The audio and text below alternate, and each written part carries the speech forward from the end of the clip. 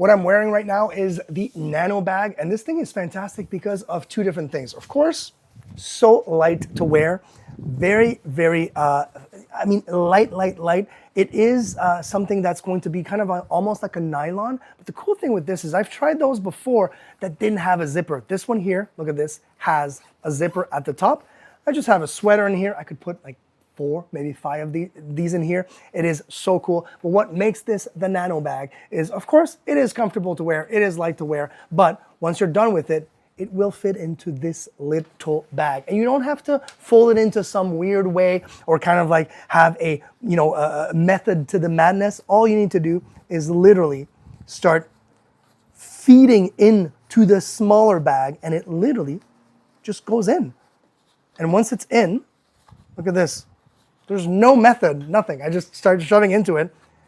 You have a mini nano bag. This is so cool and so light. If you're a camper, if you're a hiker, if you've got stuff like you know that you will eventually need to put in a bag when you come back, whether it's wet clothes or things like that, definitely get yourself one of these.